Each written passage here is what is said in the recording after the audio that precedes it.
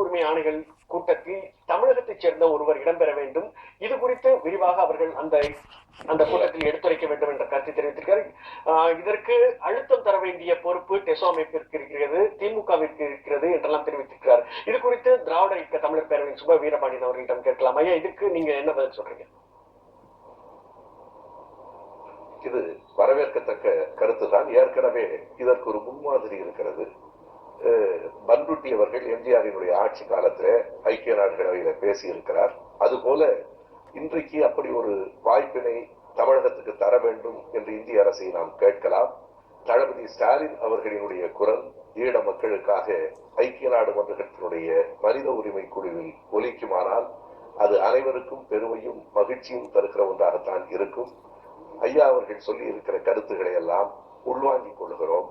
டெசோ கூட்டத்தின் போது இது பற்றியும் கண்டிப்பாக நாம் கலந்தாய்வு செய்யலாம். மனித உரிமை குழுவில் ஸ்டாலின் இடம்பெற வேண்டும் என்று நான் சொல்லவில்லை. நான் சொன்னது ஐநா பேரவைக்குள்ள அவர் செல்ல வேண்டும்.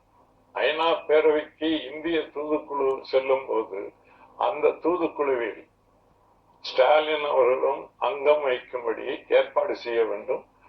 அவர் அங்கே போய் ஐநா பேரவையில் பேச வேண்டும். ஐநா மனித உரிமை குழுவுக்கு அவர் போக முடியாது. ஏனென்றால் அது அரசாங்க அதிகாரிகளை கொண்ட குழு மட்டுமே போகும். நிச்சயமாக. அதற்கு முன்பாக தற்போது மூத்த பத்திரிகையாளர் ராதாகிருஷ்ணன், இலங்கையில் இருக்கும் மூத்த பத்திரிகையாளர் ராதாகிருஷ்ணன் நம்முடன் தொலைபேசி தொடர்பில் இருக்கிறார். அவரிடம் பேசலாம். ராதாகிருஷ்ணன், தற்போது சேனல் 4 வெளியிட்டிருக்கும் படங்களும் சரி, இன்றைக்கு வெளிவந்திருக்கும் ஆவண காட்சிகளும் சரி, இலங்கைக்கு ஒரு பெரிய நெருக்கடியை சர்வதேச அளவில் உருவாக்கி இருக்கின்றன. அந்த படங்கள் தொடர்பாக இலங்கை மறுப்பை தெரிவித்து வருகிறது. மார்ச் மாதம் நடைபெறவிருக்கும் ஐநா மனித உரிமை பேரவை கூட்டத்தில் இந்த விவகாரத்தை இலங்கை எப்படி சமாளிக்க நினைத்திருக்கிறது?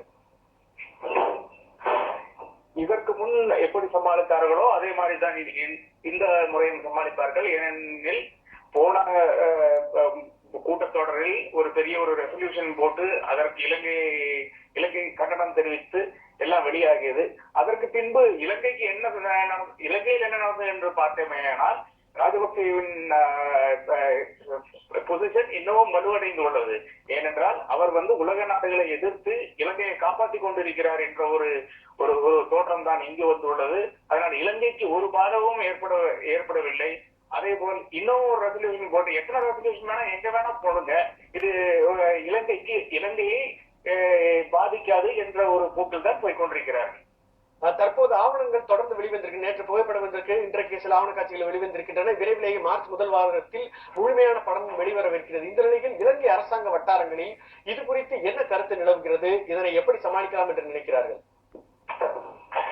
இதில் முக்கியமான ஒரு கருத்து நாம் பார்க்க வேண்டியது என்னவென்றால், இது மார்ச் மாதத்தில் மட்டும்தான் இலங்கையில் இல்லாவது பிப்ரவரி மாதம் மார்ச் மாதத்தில் மட்டும்தான் இந்த ஆவணங்கள் மறுபடியும் வெளிவந்திருக்கின்றன. அது போன வருஷமானாலும் சரி, அதுக்கு முந்தின வருஷமானாலும் சரி பார்க்கும்போது இது ஏதோ ஒரு UNHRC ஏதோ ஒரு பெரிய ஒரு அமைப்பாகவும், அதாவது UNHRC ஹியூமன் ரைட்ஸ் கமிஷனில் ஒரு ரெசல்யூஷன் பாஸ் செய்து விட்டால் அந்த நாட்டை கண்டிப்பதற்கு சதவீதமாகவும், அதாவது அதை ஒதுக்கி வைக்க முடியும் என்ற ஒரு எண்ணத்தோடும் இந்த ஆவணங்கள் வருகிறது என்று நான் கருதுகிறேன். ஆனால் உண்மை எவ்வளவோ வித்தியாசமானது. உண்மை என்னவென்றால் இந்த ரெசல்யூஷனுக்கு ஒரு பாதகமும் போன வருடம் இருந்து ஒரு வருஷ காலமாக நான் என் கொழும்பில் வசித்து வருகிறேன். ஒரு வித்தியாசமும் காணவில்லை. ஃபாரின் டைரக்ட் இன்வெஸ்ட்மெண்ட் அதிகரித்துள்ளது. அதுபோல் இங்கு இலங்கை இன்னமும் பல மேலோக்கி தான் இருக்கிறது. ராஜபக்சேயின் புகழ் வளர்ந்த வளர்ச்சி தான் வருகிறது. அதனால் எவ்வளவு ஆவணங்கள் வெளிவந்தாலும் இலங்கை மறுத்து கொண்டுதான் இருக்கிறது. இதற்கு மேலும் ஒரு ரெசல்யூஷன் போட்டு இலங்கை தன்னுடைய வழிக்கு கொண்டு வரலாம் என்று யாரேனும் கருதினால் அந்த இதுக்கு கருத்துக்கு முற்றுப்புள்ளி வைக்க வேண்டும். அதாவது இலங்கை அரசும் இது சொல்லுங்க. தற்போது நெடுமாறன் அவர்கள் பேசுகிறார். ராதாகிருஷ்ணன் சொல்வது அவருடைய குரலாக எனக்கு தெரியவில்லை. ஹிட்லரின் குரலில் அவர் பேசுகிறார். உலக மன்றங்களில் எந்த தீர்மானம் போட்டாலும் நாங்கள் அதுக்கு கட்டுப்பட மாட்டோம்.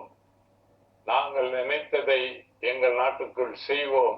யாரும் எங்களை எதுவும் செய்ய முடியாது என்ற துணியில் அவர் பேசுகிறார். இதே தொனியில் தான் ஹிட்லர் பேசினார். ஹிட்லர் பேசி 2ஆம் உலக போரையே இழுத்து பல்வேறு நாடுகளில் அழிவை ஏற்படுத்தினான். இறுதியிலே அவனுடைய நாடும் அழிந்தது, அவனும் அழிந்து போனான். 2ஆம் உலக போரின் முடிவு ஹிட்லரின் ஆணவத்துக்கு முடிவு கட்டியது.